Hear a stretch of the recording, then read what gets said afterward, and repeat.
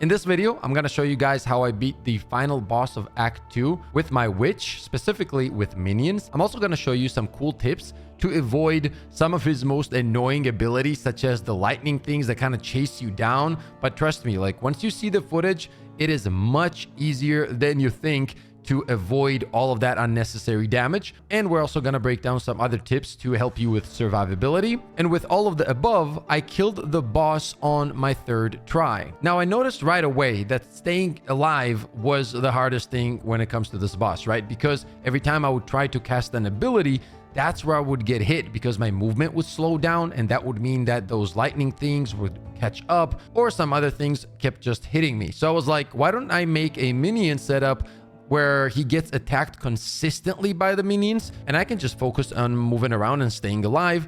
And that's essentially exactly all you're going to need. Your minions are going to deal the damage, and you're going to be able to stay alive. On top of that, this build is pretty simple to put together. You just got to focus on the minions, and you will see in the gameplay, I specifically only use the minions most of the time, so you guys can see it's possible. That said, I'm going to give you guys a few options when it comes to skills to make the runs a little bit faster. However, if you do not feel confident with that, just let the minions do the work, and you just focus fully on survivability. Now, keep in mind, he has a lot of HP, so you're not going to be melting him down really quick this way.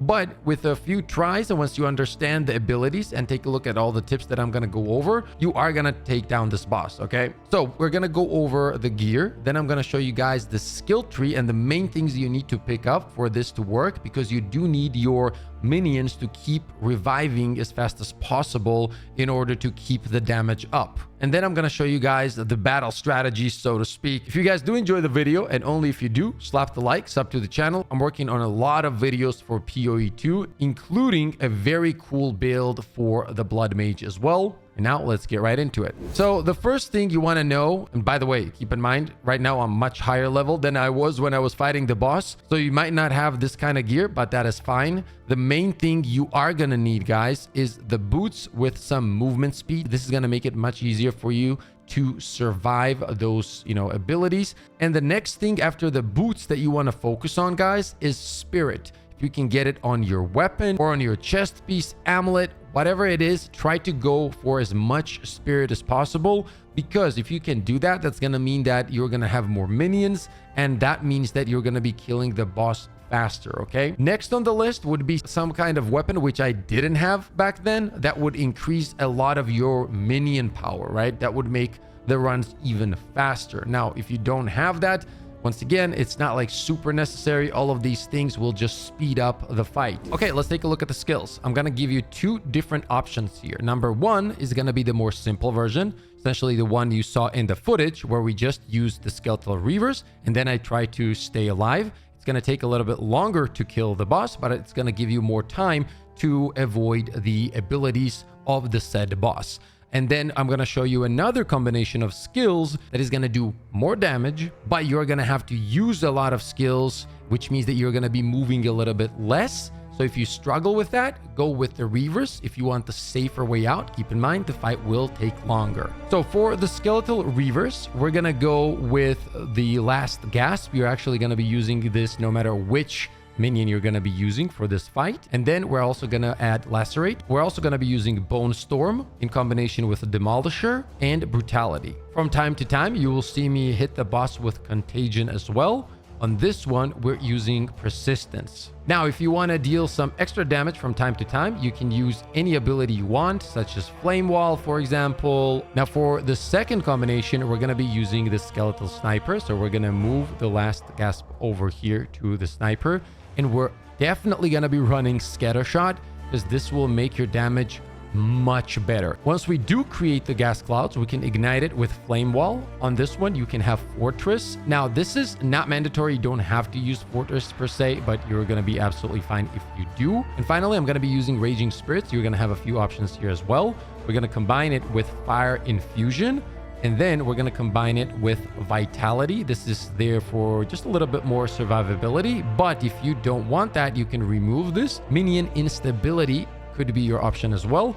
Minions from supported skills explode when reduced to low life, dealing 15% of their maximum life as fire damage to surrounding enemies. Rotation here is going to be, you're going to be using your skeletal sniper skill. You're going to be spamming the boss with arrows. Then you're going to be moving around. When you have an opening, you're going to use the flame wall. The flame wall is then going to spawn the raging spirits, and there's going to be an explosion. On top of that, you're going to be dealing damage with the raging spirits, and once they go to low HP, they're also going to explode, deal more damage. You guys get the point, right? This also works really well. So you have two options to fight the boss. None of these are super complicated. You can kill the boss with both of these options. Pick the one that you want and focus mostly on survivability. Use your minions as a tool to deal damage. You stay alive. In the gameplay, you will also see me using vulnerability, but I will not advise for you guys to use this because it takes 89 mana. And if you are using the blood mage, it will take a lot of your HP as well. So if you're a blood mage, I would not risk using this unless you're very comfortable with the run. So you're going to start from the first one. You're going to follow this route as you see, go left. And what you need is Restless Dead because minions revive 25% faster.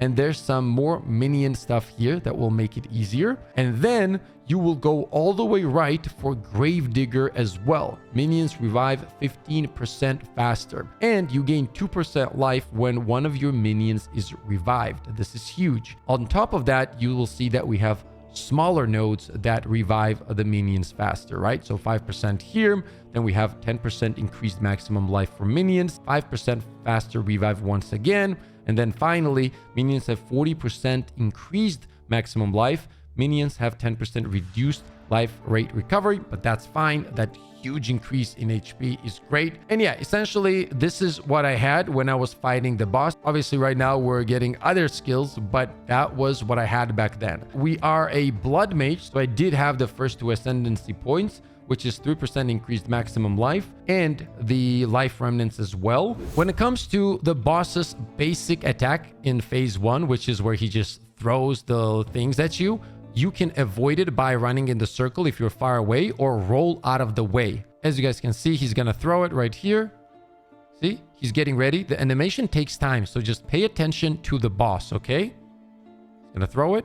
Boom. Easy. The second one, I'm just going to walk off, as you guys can see. So you can avoid it if you have the right distance between you and the boss. You can just you're on the outer circle. You can avoid this by just kind of strafing, but I would still advise dodging, okay, or rolling. Now, when it comes to the main ability that it does, that does the most damage, as soon as he starts it, just get behind him right away. That's all you got to do. Boom, just like that. Let's talk about these annoying lightning things that he attacks you with and how to avoid them. All you want to do is run circles around them. When this is up, by the way, the boss is not focused on you, so you should be good. So take a look at this. I'm just running in a circle around him, and that thing gets completely confused, doesn't know what to do, and we're good to go. Now notice that the minions are consistently on the boss. Now from time to time, you will see me using Contagion, but if you're using any kind of damage skill as well, go for it when you have the opening. But you will see that I'm just dependent on the minions dealing damage while I'm just moving around. And do not forget to use this ability right here, which enrages the minions, because this would have been much faster if I hadn't forgotten all the time, which I did. When it comes to this place where you're getting attacked by the sandstorm, right? What you want to do is, please understand, all of this area is okay to move around. You just don't have to stay right over here. You're fine here as well. Now, at this point, you're going to see that we're going to be using Bone Storm here for the enemies that are pushing, right? Once again, it's high burst damage, which helps you because, you know, these guys are pretty tanky. But you can move around here. That's what really helped me.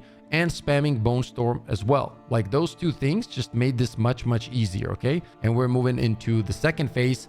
In my opinion, the second phase is actually chiller because he doesn't do those annoying lightning attacks.